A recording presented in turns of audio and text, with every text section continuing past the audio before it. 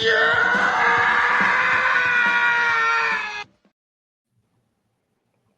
how you doing? I'm Fazoli Fair. This is Cannoli Colonel. It's not. This is Sons of Screams. How you doing? All right, that's enough Italian stereotype. I'll do. But I was just gonna let you roll. the reason why I did that is because we're talking a little mafia action tonight. Two very different mafia movies, Two very different movies. selected by your man Colonel here, Cannoli Colonel. That'd be me. Yeah, that just came right off the dome. I was like, "What's some Italian stereotypes that goes with our names?" Just rolls off the tongue. Yeah, Fazoli Faye, Cannoli Colonel, and Fazoli's a food too. There's a couple of foods. I just got food on the brain apparently. Are you hungry? I'm always hungry, dude. You gonna go I sleep with the fishes? should. Fish sticks. Yeah, but yeah, we're back for another one. Before we get into Paisano's movies, huh? Okay, I do got something Italian stereotypes for the comments with the literal. I don't see you stopping. It's okay. I'm not gonna stop. It just comes out when I talk this kind of stuff. Anywho, I'm thirsty, so let's dive into our beer. All right. Do you want to go first or me too? I'll go first because mine doesn't have a theme at all. Mine just sounds like a type of lady that I want to sleep with. But mine is get my koozie off. Ooh, it smells wonderful. I like that. But it's just get some. It's the seasonal Shiner Bock. Seasonal strawberry blonde. This it smells like what like the cartoon strawberry shortcake. Yeah. I'm pretty sure this is what her vagina smells like. Oh God. Oh. That's a very interesting way to describe that. But it's a way. It is a way. All right. Well, I taste mine. Tell us yours. So my beer, I looked for probably 25-30 minutes trying to find a gangster themed beer. Couldn't find one at the liquor store by my house, but I got what I consider the next best thing because we're going to be talking about a movie with Mickey Rourke in it later. So I got some Mickeys. That Never son had of a bitch. Never had Mickeys before, so we're gonna try it out. I had to get it in a 6-pack. Oh, I can smell it already. Oh, I may have made a mistake. It smells like I'm poor. Yeah. Smells like 1990s. I sag my pants. It's not awful though. I mean, I say it's not awful. It's like a malt liquor, pretty much. It even says fine malt liquor. You gonna power through all 6, or are you just gonna switch over after that one? Oh, I don't know. We'll see how this goes. This is pretty tasty. I had to get a 6-pack myself. Pretty good. Tastes like strawberry fields are forever. Little Beatles reference for you. Mm-hmm. I do love me some Beatles. That's another movie. For another time, I won't even talk about it. But yeah. Every time we do an episode about movies, start clicking in my head, and I'm just like, yep. You want the Yellow Submarine, don't you? No, not that one. No, that shit pisses me off. I don't like that one. Are you like big into the mafia movies? I wouldn't call me big into it. Like I was in college before I saw Scarface for the first time. Like much to people's anger. Hey, I can't judge. I mean, that's actually the only one that I've seen like at a young age. The rest of them I haven't either seen or just finally saw in my 20s or 30s. Yeah, I mean, so Corky Romano, which will be the first one we talk about. Funny enough, me and my church, when I was in church every week, me and one of my church buddies found it and just loved it. So it's kind of like whenever your kid finds a movie they like and they watch it over and over and over and over and over and over. I watched Corky Romano quite a few times. That I thought at first I thought you could say your church took you to Corky Romano. Oh Like, no, wait a minute, that's not very holy roller. no. This is the friends that had an N64, and so Oh we'd go in shit! and we'd hook up a projector, hook up the N64 to the projector, and play GoldenEye in the church. But to make it church acceptable, we turned on paintball mode. Oh Jesus Christ! So we were playing paintball. Well, I was going to say, oh, Corky Romano and Goldeneye, huh? And you're like, oh, but to make it church acceptable, the blood has to be different colors. No, it still popped up with the blood, but like whenever you'd go around, instead of seeing gunshot holes in the walls, you'd see paintball splatter. I know I used to try to paint my name when I would do that mode. That game was way before its time. I'd love to see it remastered. They probably already It have. really was. I think that was a fucking groundbreaker or whatever you want to call it. I truly believe that it started the multiplayer movement. Yeah, it was like a prelude to like Halo and all of them, you know. Mm-hmm. And just the idea of gathering friends together. Mm-hmm. And LAN shoot party. each other in the face. Yeah. Oh my god, I got to do a couple of LAN parties with Halo in the original Xbox days. Mm-hmm. That shit was fun as fuck. I was awful, but I was like, yeah. You remember when there were when Keller Time was in El Dorado? So it would have been like okay. So I was gonna say it was like 04, 05 time frame whenever I was at Butler, and one of the guys that was in choir with us, he worked at Color Time. So about once a month we'd get 4 Xboxes hooked up in the Color Time like a display room or whatever, and hook up 4 different Xboxes and just go to town. So we're basically playing multiplayer with 16 people without having to get online at all. Right. My LAN party was just the smallest apartment. We had 3 TVs, 1 TV in each room of the smallest apartment. And just connected all, and it was a damn good time. All that was missing was my alcohol addiction. Instead, we drank Mountain Dew. So that's how. That was the back in that day and age was when I could buy a 6-pack and feel like I was a little tipsy. I brought the beer, fellas. Now 6-pack just pisses me off. Right? Yeah. Yeah, now 6-pack is just a fucking appetizer. So it is finished. I think it's pretty much what we both would have expected it to be. Yeah. I mean, it's not bad, not good. It's just beer.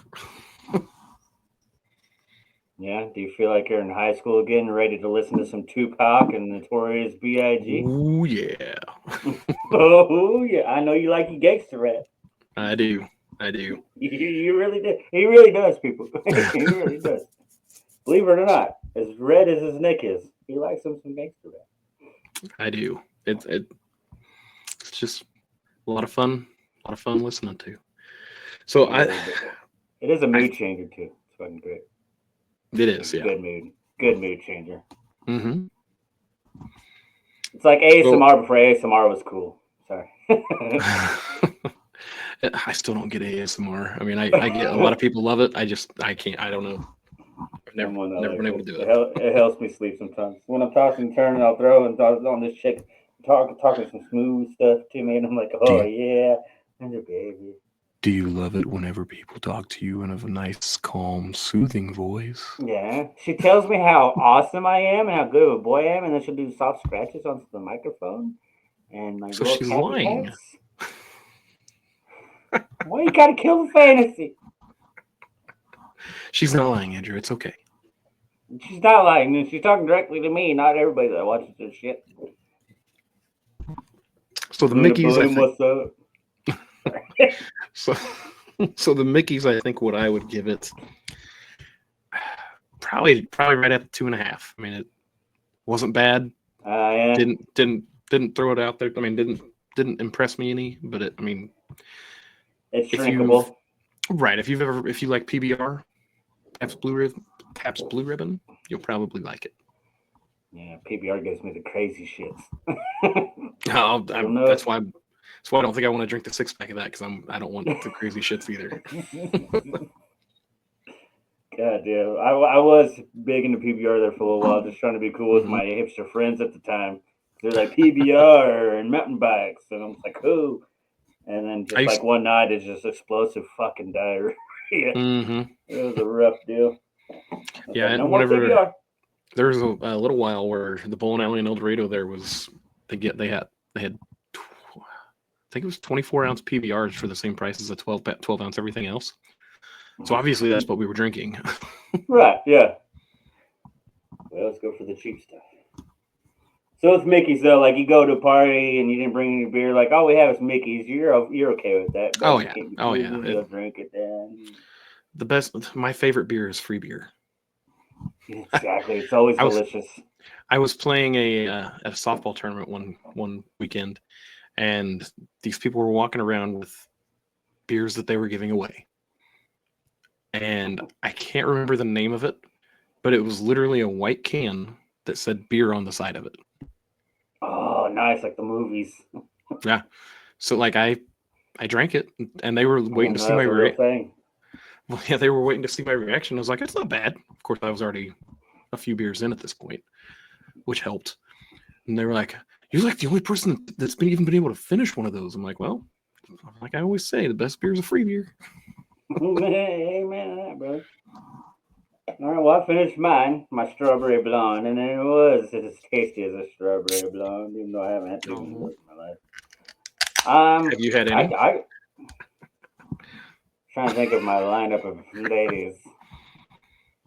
I think so. I've had a couple.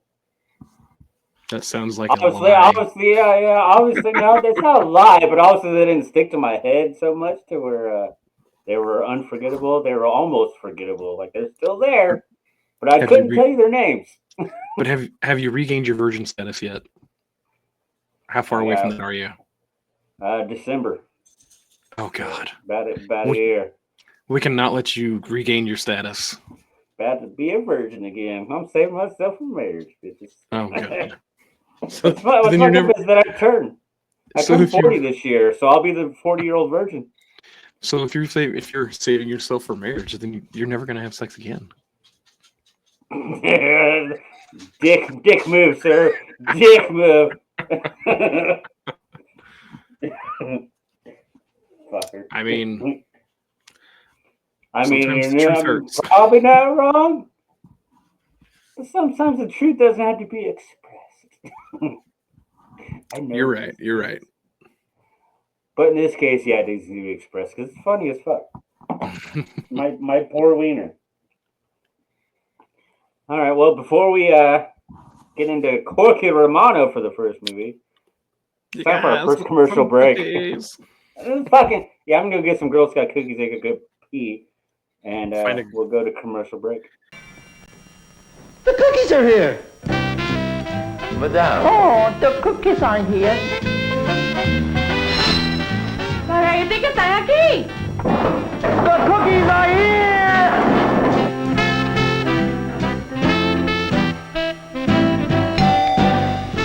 The cookies are here!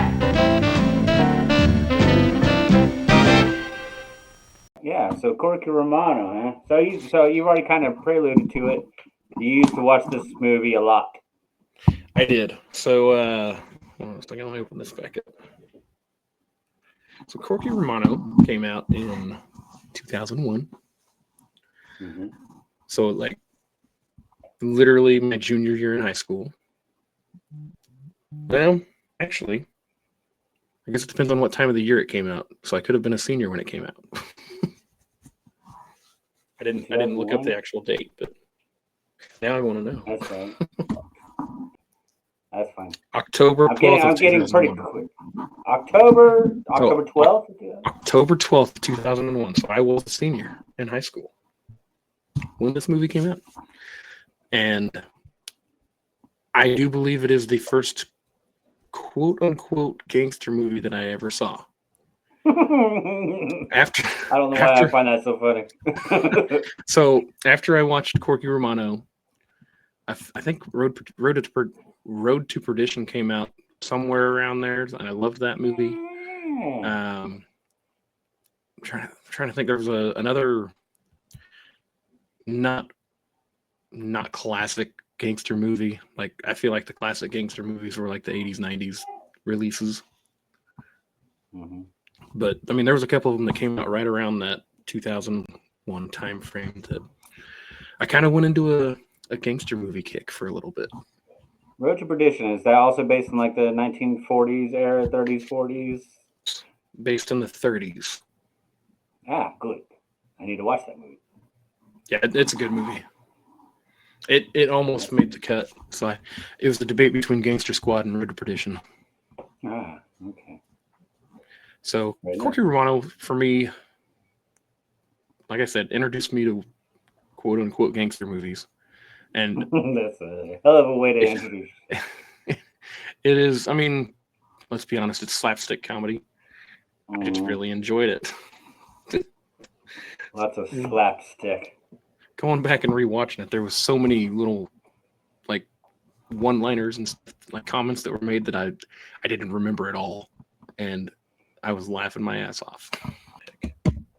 I even wrote down some of the things that I didn't catch when I watched it originally. I did not remember Zach Galifianakis being in the movie. Yeah, I was like, hey, I know that guy. Like, he was the hacker, and I was like, this guy looks so familiar. It's Zach Galifianakis. Skinny Zach Galifianakis. That's what mm-hmm. Yep. And then he's in the first day he's in the vet, and he's talking to the old lady with the pink hair, and he's like, I love your hair. And she's like, yeah, I washed it with didn't realize there were some reds in there and got bleach or got turned pink. Now, what are your feelings on Chris Kattan overall? So he's hit and miss for me. So okay. loved him in Corky Romano. It's not like he did a lot of movies. It's like he was he was trying to follow the same trail as Will Ferrell because they both kind of broke out at the same time. Mm-hmm. But it doesn't seem like Chris Kattan's movies really stuck the landing like Will Ferrell's movies obviously did because he's still relevant to today. Right. So yeah, like wasn't Chris Kattan in Night at Roxbury? Yeah, he was with Will okay. Ferrell. What is love? Don't hurt me no more. No more. Yeah, it was never. I mean, this movie did not make me start following Chris Kattan in any way. It as a standalone movie, I loved it. He didn't really wow me in many of his other movies. I mean, but you weren't really like, oh, this guy, I gotta follow his career because that's what happens to me a lot of times. I'll see a movie and I'm like, okay, this guy was great. I gotta follow, see what else he's done. Yep. So yeah, a lot of times that'll happen to me with an actress. I'll be like, ooh, what else is she in? She did a really good job here. Now, what I mean by she did a really good job is I probably thought she was hot and wanted to see her in more movies. Yeah, it's 2001 when we're fucking horny as fuck. Yeah, gotcha. Right. But did you realize? Because I noted this down. Did you intentionally? Well, probably not. But after you watched these movies, did you realize you did a Penn Brothers double feature? I did not. Because you got Sean Penn in the Gangster Squad. You have Chris Penn in here, his brother. Which one is Chris Penn? Chris Penn is the one with the homosexual tendencies. Oh, okay. I did not know. I did not see him as really. I didn't even know his name. Yep, that's Chris Penn. R.I.P. He died at the age of 40 because of drugs. He got a little heavy into the drugs. But yeah, that is Sean Penn's brother. I think he died in like 06, I want to say. Huh. I did. So there's something I didn't even know that I did. Yeah, I was like, oh, look, that's a cute little connection there. And then there's also a connection with Corky Romano that dates to our wrestling episode last week. You know, Dad, right? The dad from Iron Claw? Or was no. he was in Gangster Squad, sorry. Yeah, was he? Okay, well that's something I He didn't was. know. But so you know when he's trying to get in the club and you have the midget bouncer and the chick that he's with, the big old bimbo chick, that was Sable from the Attitude Era. Remember the wrestler Sable? That was Sable? That was Sable. Okay. I always knew she looked familiar. I even looked her up, but I didn't read like much on her after I looked her up. I was just like, oh, well, all right. I did not. Yeah, there's a meme that goes around where Leonardo DiCaprio does the "ooh." I know that. That's exactly what I did when I was watching the movie. When she came on, I was like, "ooh," and then I looked it up to double check, and I'm like, sure enough, that was fucking Sable. Well, and the midget guy, I thought it was. At first, I thought it was Mini-Me, and I was like, so I looked him up. No, it's not Mini-Me, but he did play. He was in Pirates of the Caribbean. So that guy's been in a lot of shit. He has. I think of him in the show Scrubs. I don't know if you ever watched that. But he was So in that for a few episodes. Scrubs, and like if it's on, I'll watch it, but I've not watched it in entirety. Huge fan of Scrubs, and they're bringing it back. Fun fact. Can't wait for that. That's awesome. Yeah. Let's see what else I got wrote down here. Oh, Agent Kate Russo. Did you recognize her? Absolutely, I did. From Vanessa Hocus Shaw, Pocus? baby. Yeah. Gosh, she's a beautiful woman. Mm-hmm. Like she's one of those where I'm like, God damn, she's hot. I'm like, God damn, she's gorgeous. And then I realized it's Vanessa Shaw, which is also in Eyes Wide Shut. Mm-hmm. Yep, she's in a few of them. She got naked in Ray Donovan, that TV show with. Really? I didn't realize there was boobies in that TV show. Yep, neither did I. I never watched it. I went down a Vanessa Shaw rabbit hole after I watched Corky Romano and discovered that, and I was like, hell yeah, because she's a beautiful woman. Mm-hmm. Yep. So I was wondering if you noticed that too, if that was Hocus Pocus. Mm-hmm. Yeah, because I watched it when we rewatched it. I was with my wife, and whenever she first came on, she was like, "That girl is familiar. It's the Hocus Pocus girl." Mm-hmm. Mm-hmm. She's kind of got the Hilary Swank like kind of quality, right? In this movie, absolutely, because she's trying to be the kind of acting a little stuck up. I'm talking about features, like facial features. I think they have similarities. Which, on that Office debate, she is hot. Mm-hmm. Hilary Swank is hot. That episode pisses me off in The Office. Respect the game. It's not would I do her. It's is she hot? Which I understand is comment on that. Like, yeah, I got you, Kevin. So there was so many quotes, like one-line quotes or whatever from the movie. I think my favorite one was, "Got a little gift for you. Sorry I didn't have time to wrap it." You know, the part that made me laugh the hardest in Corky Romano is after he got his head in the fucking paint shaker or whatever, and then his eyes just keep fucking going all over the place. Mm-hmm. That should give me a good chuckle. So what did the part with the dog when he's bringing the cocaine back to evidence, and the dog gets the cocaine and he's trying to get it back, and it rips open, and they both get and his eyes, and their eyes bulge. Mm-hmm. Yeah, the eyes gave me a laugh too.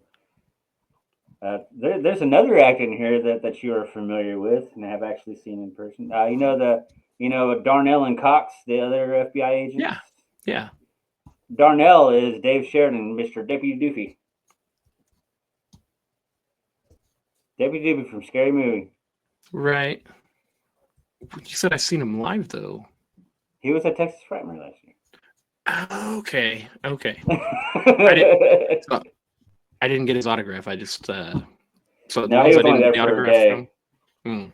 So I also wrote down that the other reason I wanted to do Corky Romano first is we kind of have a good little segue from the wrestling episode last week to this week, because they start wrestling. Well, I mean, we kind of already talked about it a little bit, but when he's wrestling a midget and whatnot, and like he's trying to get back in, and he kind of breaks in or whatever, and ends up being right in, I guess, Sable's room. Yeah. I love his bicycle kick, the midget bicycle kick. You think of Mortal Kombat. Channeling their Matrix. Mm-hmm. And another R.I.P. in there that I loved, as Fred Ward is in this movie. He was not the father, but So, Fred Ward is. He's from Tremors. That's okay. What I was like, hey, it's So a Tremors guy. The other thing, back on the Sable thing again, one more time. Did you know that she married Brock Lesnar? Yeah, they're still married to this day.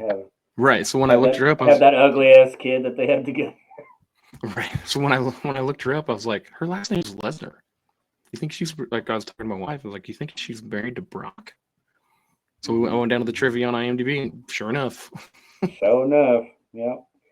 And their daughter is I don't know if she quite made the Olympics, but she's a shot putter. She's like got the record at whatever university she goes to, and she looks exactly like her dad. That poor thing. So I've seen a picture of her, and I was like, oh god. Yep. It's Brock Lesnar with boobies, kind of. So the other thing about this movie that cracked me up is whenever Corky's going back to his family's house, he always dresses up in some sort of outfit, and they're like, "The hell are you doing here?" I wore a disguise. Right, can work out too well. Now, did you see the twist coming? Because this is the first time that I feel like I've seen it. Like, I'm pretty sure I watched it when it came out, but I didn't remember a goddamn thing. And the whole twist of that FBI agent being bad. Right. So whenever I watched it initially, the first time I watched it, I mean, back in 2001 or whenever I saw it the first time, I did not see the twist coming. But then every time I've seen it since then, like, almost every time I watch it, I see something else that's foreshadowing that happening. Makes you feel a little stupid, doesn't it? It does. There's been plenty of movies that made me feel stupid like that too, where people are like, "Oh, I saw that coming a mile away." I'm like, "Did you?" Because I didn't see it until the credits started rolling, and then I'm like, "Oh yeah, aha, that's what that was." Yep. And Saw movies. Right. I love those movies, but overall, when you hear a movie as a slapstick comedy movie, you don't expect much plot or even really good storyline in it. Overall, I really enjoyed the storyline in this movie. Well, let's review some Corky. Yeah, you want me to go? Or... you can go first.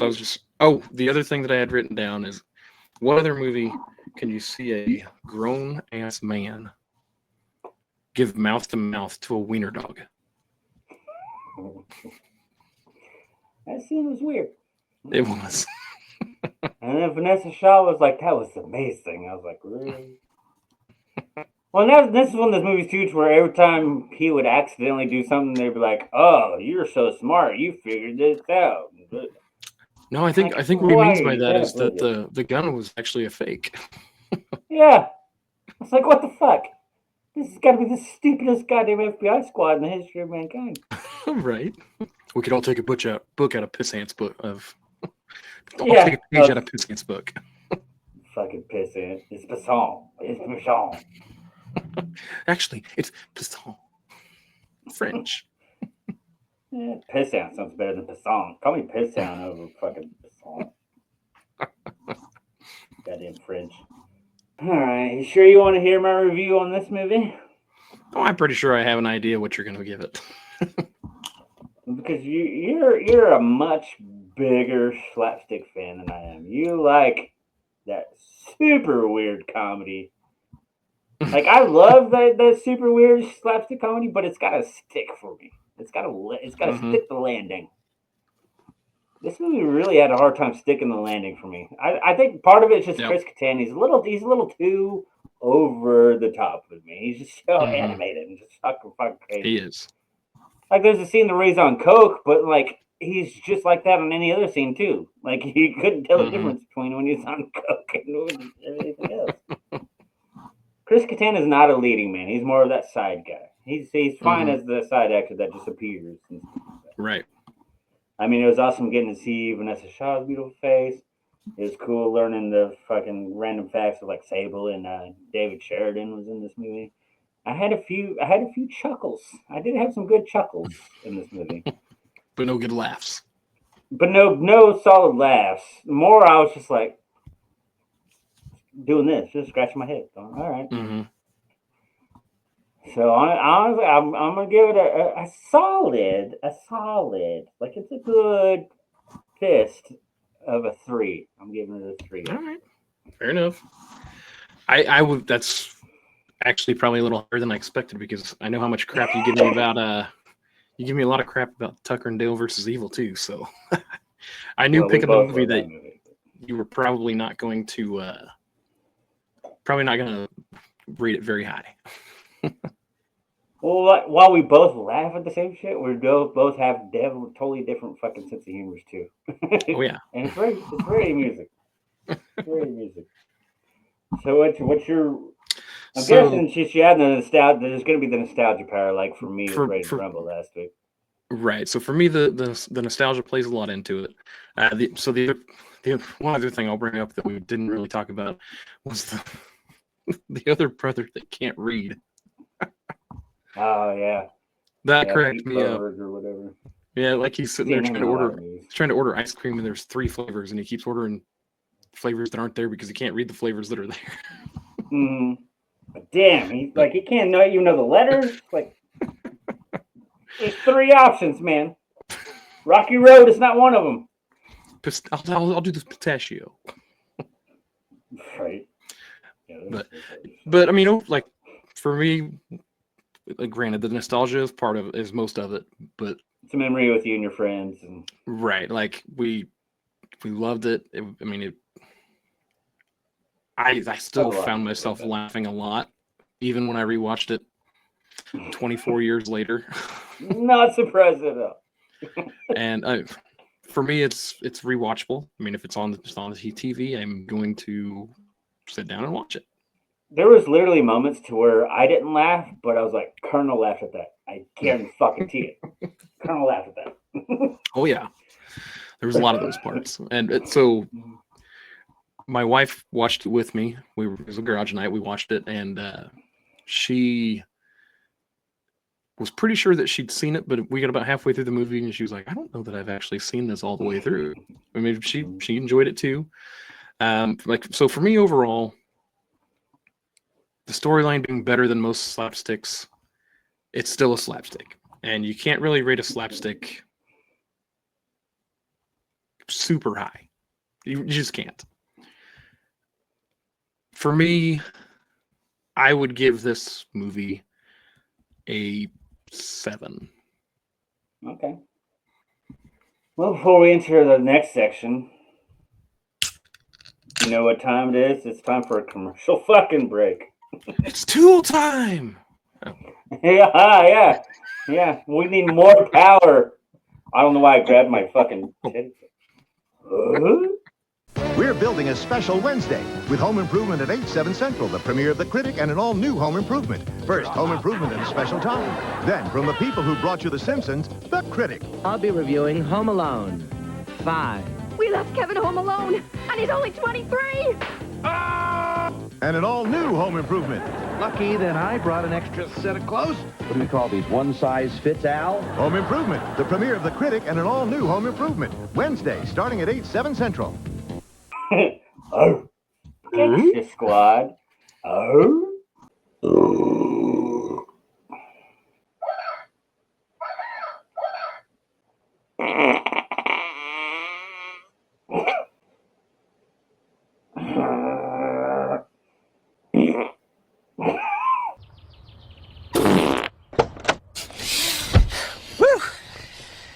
You guys meet? Greg, Janice? We sure did! That was stupid.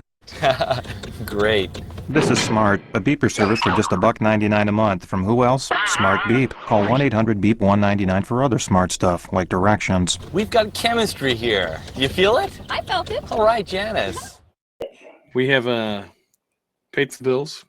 We are now back to our regular scheduled programming. Mhm. Andrew, the next movie on our list is a movie from 2013 with a whole lot of big names in it that even on my rewatch, I had forgotten how many big names were in this movie. So the premise of this movie was, I guess before we get into the premise of the movie, my history on the movie. When it first came out, I saw the preview for it and I was like, this looks pretty good. So I was like, I'm gonna go watch it. I still wasn't big into gangster movies. It looked like a good watch. And then I watched it and I just really liked it. It's one that I bought as soon as it came out on DVD. It just, I don't know how to explain it. Just hit me in the feels. I remember, because this came out in 2013, I believe. Yes, it did. I remember the advertisements for it and stuff like that, but I just never seen stuff like that. Seen one. Fuck! But I remember when that movie, right? I remember when that came out, though. I remember seeing the advertisements, and I was like, damn, that's a hell of a cast. Even for 2013, before I really started getting into these careers of these people. But I knew I loved Giovanni Ribisi. I knew I loved Sean Penn. I knew I loved Josh Brolin. Well, at the end of the day, there was a lot of people that were in this movie that hadn't, they'd been in some movies, but they hadn't what we'd call made it big yet. They haven't really quite launched into at least our stratosphere yet. Right, like Michael Pena. Yeah. He plays so many funny roles these days that it's like when you see him in a serious role, it's kind of hard to fathom. Yeah, still his role in this one was still kind of funny too, especially when Liquid T1000, Mr. Robert Patrick, another one. I was gonna say I can never remember his name. I just called him T1000 in my notes. Yeah, no, good old Robert Patrick when he's teaching him how to shoot the can in the air. Yes, I had that exact scene written down. And what's that line? It's you don't want to aim at. Hold on, where they are. You want to aim at where they're going. Hold on. Don't shoot where it is, son. Shoot where it's gonna be. Yeah, I love that line. And when he said that, I'm like, they're foreshadowing. This is gonna be revisited later. And the line was said again later in the movie. I called that shit because this was the first time watch for me. So I just got goosebumps here and thinking about that line again. So and then he's all fucked up and he couldn't make the shot. Right. It's like, yeah, there it is. So while this movie is inspired by true events, I did not go look up how 1930s fucking movies. Well, so Mickey Rourke was a real person, real gangster. It's not Mickey Rourke. That's an actual actor. What was? I'm sorry, Mickey Cohen. I keep saying Rourke. Okay. Yeah, he said Rourke earlier, and I'm pretty sure Mickey Rourke is not in this movie, but I just let it go. I was like, okay. No, you can call me out on shit like that. No, it's Mickey Cohen. Good grief, I'm failing. But anyway, he was an actual gangster, and when I say it's based on true events, you never know how loosely they're gonna base it. Like Star Wars. Do you know if Mickey? Well, no. Unless the aliens send us a goddamn galaxy far, far away fucking documents. No. But Mickey Cohen, though, so apparently he was a real person, though. We don't know how authentic the movie was, but he was a real person. Yes, okay. And I don't know, and the other part of the movie that is, I'm saying it's real. Again, I didn't go research it all, but they did put a squad together to go take him down. That could have been the extent of what the based on true events is. well, not, I always question based on true events when it's that old. I'm like, how the fuck do you know? Like, Right. They take, well, it's like Cannibal the Musical, based on true events. sure, we'll get further into that later in the future. I mean, literally, it was a movie that Matt Stone and Trey Parker did based off of an actual case in Colorado. I'm glad we're talking about Michael Cohen right now, though, because yes, sorry, Mickey. Mickey Cohen. I see now. I'm fucking up the goddamn. Remember my beer, Mickey's. Strawberry Blondes. I don't know why I said fucking Michael, but Mickey Cohen, played by Sean Penn. Mm-hmm. And he did a great job. That's what I was going to talk about. Because, like, Sean Penn is a great actor. They also did some prosthetics on his nose for some reason. Mm-hmm. Like, you can still tell it's Sean Penn, but maybe that's based off the real guy. I don't know. But I'm kind of glad that it was the right balance with Sean Penn in this movie. I think they did the prosthetics on his nose because he was a boxer, so they wanted to make it look like his nose had been broken a bunch of times. Okay. That makes a hell of a lot more sense. Good job. that fucking helps me out there. Being a big boxing fan myself and all that stuff. But I'm glad, like, Sean, like, the Mickey character, Sean's character, I thought it was a good balance because I was having a hard time believing that he was this Billy Badass. As good as Sean Penn is and stuff like that, he just really didn't intimidate me until a certain point in the movie. Right. When he discovers that he's tapped in and stuff like that. But, it's like the beginning of the movie whenever they did the what my wife told me what they called it. It was a drawn and quartered. But he was that opening scene when we see the body ripped in half, I'm like, we're this is that kind of movie. Okay. Mm-hmm. Like it was too many time-based mafia movies like that shows that kind of blood and gore. Mm-hmm. And it's not like the movie was super gory, but it did have its moments like that scene and the brains getting blown out. And the scene where he was going to the elevator and got in the fight with them guys and stuck his hand out the elevator and just got yeah. That was fucked up. My thing with Sean Penn, I don't know. I think they maybe could have done different casting, but then again, I don't know. Like that's one of those where I don't know. Like it was an interesting character. I don't know what Mickey Cohen actually looked like either, but like they could have casted Sean Penn based off of him looking like the actual. I'm not worried about what he looked like. It's just the intimidation factor. I'm like, this is the scariest fucking guy that we're all worried about. Right. Like that was more of an Al Pacino, Robert De Niro type of role, you know. Mm-hmm. We're all scared of those fuckers. Well, and the thing that I like about this movie, like coming out in 2013, it really had the feel of one of the classics, like the Scarface, the Carlito's Way. Like it really felt like it had that same feel. Well, see, and I'm glad you brought that up because that's kind of a topic for mine. Is that I'm glad you picked this movie because it kind of reignited or reminded myself that I love that time frame mafia movie, 30s, 40s mafia movies with the Tommy Guns and those cars and the awesome fucking. I wish that was a thing. The fashion. I wish the fashion was a thing again with the fucking suits and the hats and the suspenders and stuff like that. Right. I totally rock that shit. But it reminds me because I'm a huge Dick Tracy fan. Huge Dick Tracy fan. I love Dick Tracy too. So we actually found Dick Tracy on Vudu on sale for like $5 a couple weeks ago. We bought Dick it. Tracy on the Blu-ray, and I also have the old serials of Dick Tracy that they used to show in the 1940s. Oh yeah. They actually recently released those on Blu-ray, and I bought that set. Yeah, I love it. Nice.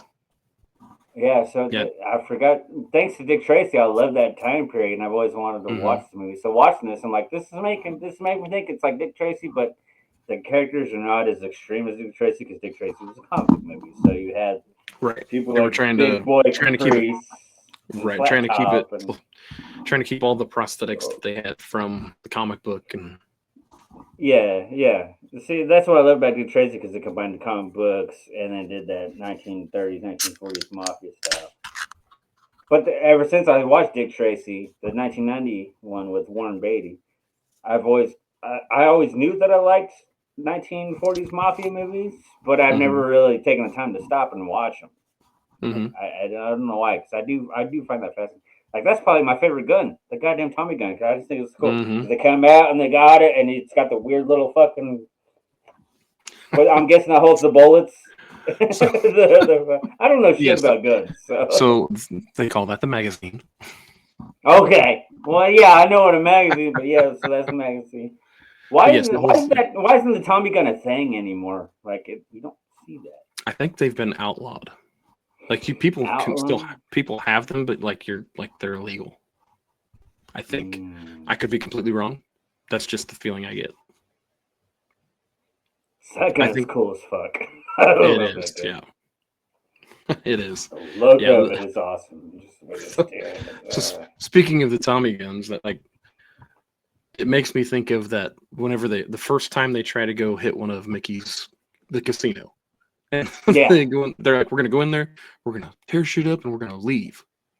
And they go in there, and there's cops in there, and they're like, "Why are there cops in here? This is a bad idea." Yeah. Oh, that's another actor, Anthony Mackie, that you failed to mention. That's in this son of a bitch, fucking Falcon himself. Yes. Fucking, yeah, like the 8 Mile. Like just like rewatching the movie, I was like, good grief, it's another one of those movies that has a ton of these people in it that are just they're huge now, and they just wanted to play the movie, I guess. Like I'll tell you, this movie, after watching this movie, it took me a considerable amount of time to actually pinpoint what my rating is going to be, because like I said, I like that old timey mafia from that time period. But then the style of filmmaking that they did with this, it was, more modernized, even with the slow motion around the Christmas tree. I'm like, right. Shit, here we go. So I'm just like, I was trying to kind of figure out, like, do I like that style of filmmaking with this style of story? Well, and I really thought they did a great job of mixing it together. I really thought they did a great job of mixing it together. And, I mean, the movie itself is a badass. I love Josh Brolin and everything. Goonies to now. He's fucking good. Right. It's Mikey's older brother. I forgot about that.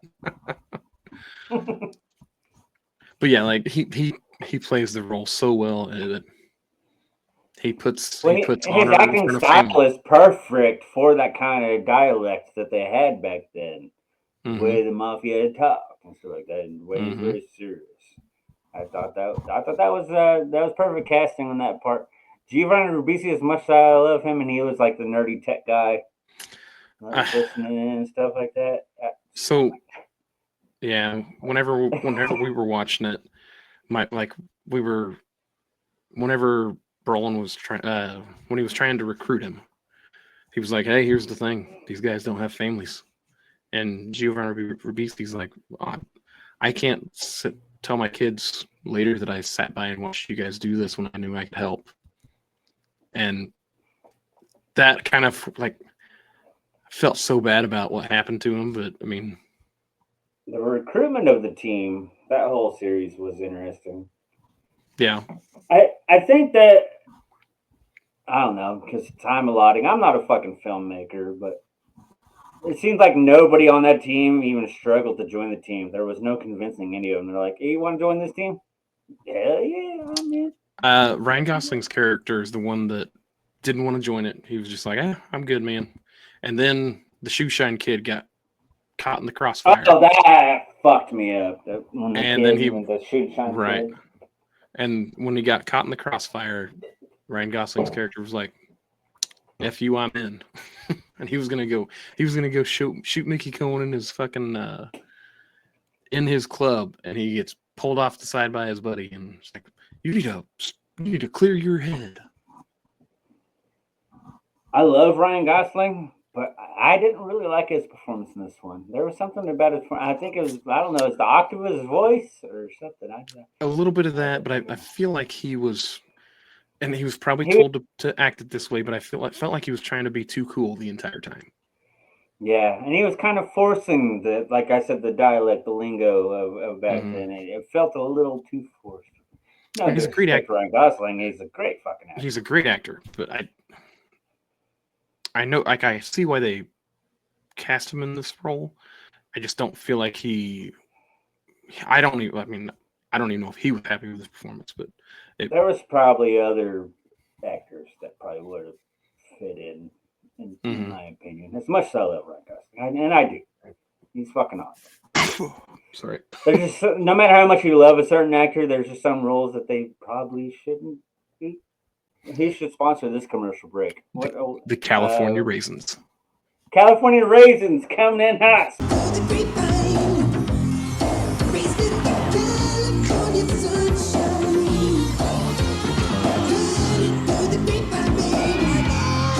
We're back. How'd you like them California Raisins? I don't know why I'm doing the Carlton all of a sudden.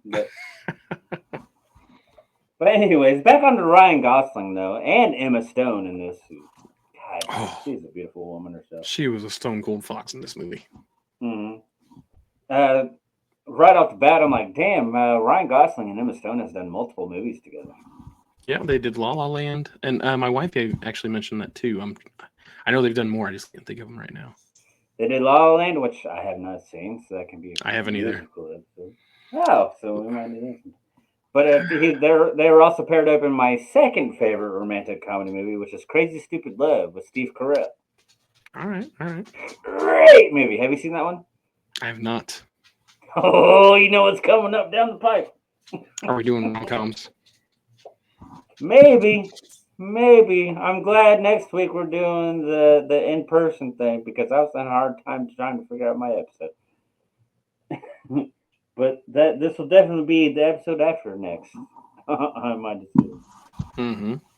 But yeah, Ryan Gosling, Emma Stone. I mean, what I learned watching this movie and Crazy Stupid Love, I haven't seen La La Land. Yeah, they do act well. They do. They are good together. They have a good connection on screen.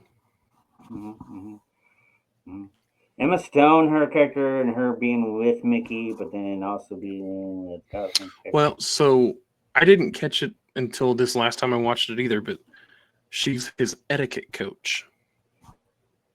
It's like trying to make him be more proper. I think I missed that part. Okay. Yeah, I think it's whenever Ryan Gosling first sees Emma Stone, the guy that he's talking to, that it's his buddy, tells him that it's his etiquette teacher.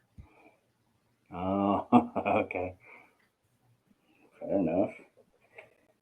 But that was just a weird love story. Oh, but okay. Well, also Ryan Gosling can also go fuck himself in this movie because him and along with everybody else, this movie made me want to like chain smoke because everybody's smoking in this movie the whole fucking time.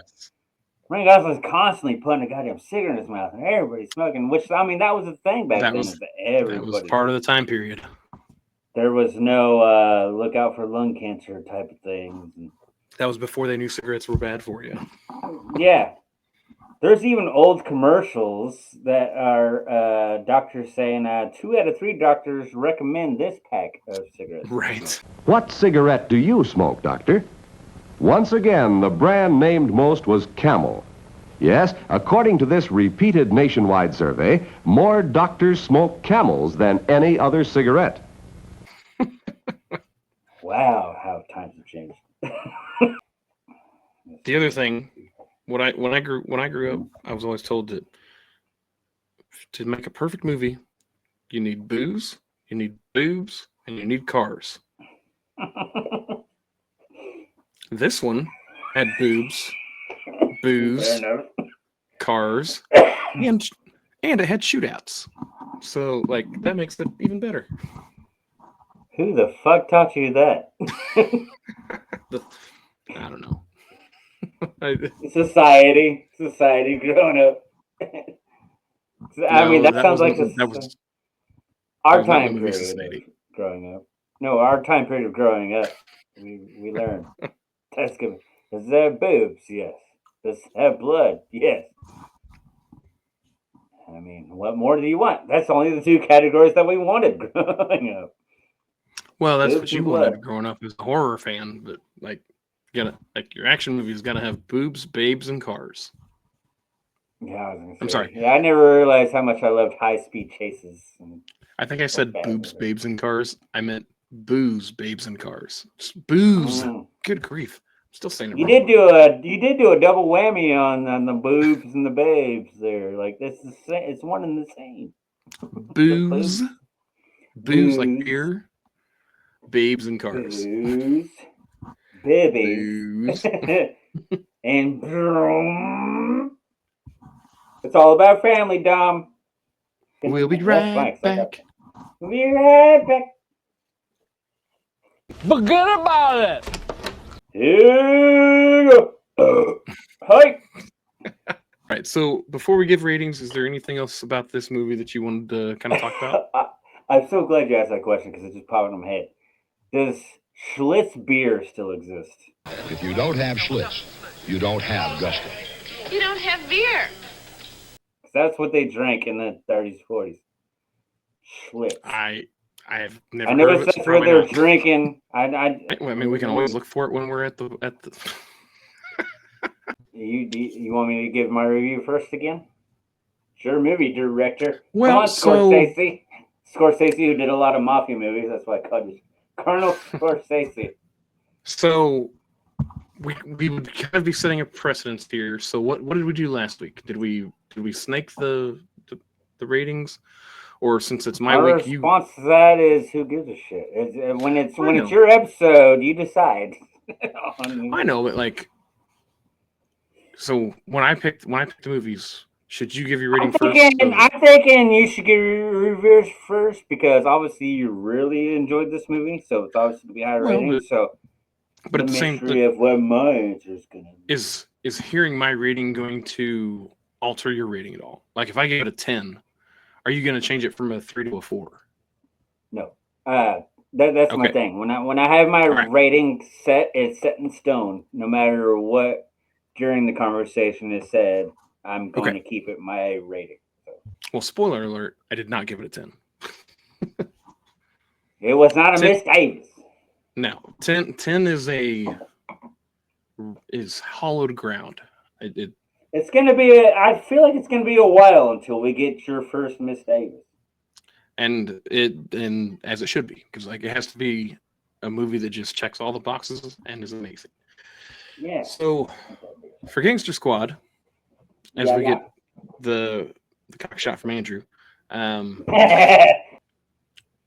it comes to the movie, and they like, it was, you never know what you're going to get on a based off a true story. But whenever I saw the previews when it came out, I saw the cast. I was like, even at the time, there was enough big names in it that I was excited to see it. Now, And was it a revisit since the first time you saw it? Like, has it been? Oh no, I've. So this is a movie I've probably seen under 10 times, but it's probably maybe even under 5. You've seen it enough to where you clearly like it. Oh, I loved it after the first watch.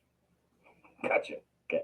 Like it resonated with me after the first time I saw it. That being said, my rating, again, well, like I gave my backstory on how my ratings are going to be. I give Gangster Squad an 8.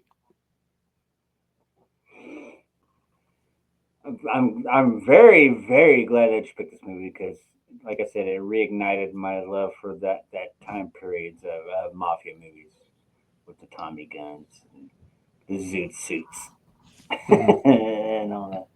And seeing this cast in a movie like that was very like mind-boggling to me. I'm like, hey, I know you. Oh, look at this role that you played. Oh, it was like a who's who. Yeah, there's some Emma Stone side booby. That's fucking cool. They're always nice. All right. But with this movie, it reminded me of the old 1940s Dick Tracy serial movies. Like, there wasn't really anything brand new with Gangster Squad when it comes to movies like that. It was pretty paint by numbers on a story that comes from that time period, which is not a bad thing. It was a lot of fun. Like I said, I had my issues with Sean Penn. I don't want to say issues. I can't really figure out if I really enjoyed his role in this or not. Killing off Giovanni Ribisi pissed me off pretty bad. I agree. The only Family Guy in the entire squad is the one that gets killed. Right? Ain't that some bullshit? And then that zinger that they pulled with the wife laying in the tub with the blood, thinking that the fucking kid died. Oh, I was about to go furious. Not fast, but furious with it. But then they did the fucking swerve on it. Ah, you sons of bitches. But anyways, I did kind of like the stylized, but it was almost like too stylized for this setting of a movie. I don't know. I appreciate what they tried to do with this movie. They tried to reintroduce because this old timey 30s 40s gangster movie doesn't happen often in Hollywood these days. It's not you got to something remember that gets revisited. You got to remember they were trying to revisit something that was what 80 or 90 years in the past. Yeah, and I appreciate what they attempted with the filmmaking. The performances were really good. I definitely want to check it out again to catch some stuff that I missed. But right now, though, I'd have to say I give it a solid 6. Will be All right. my answer. But thanks for tuning in for another week of a weird shit show of a show that we fucking have. Our work progress is fucking fantastic. We'll be roasting our assholes next week. Literally. That's gonna be awesome. But I have been Fazoli Faye. That has been Cannoli Colonel. Would you like to I was getting ready to say Cannoli Colonel.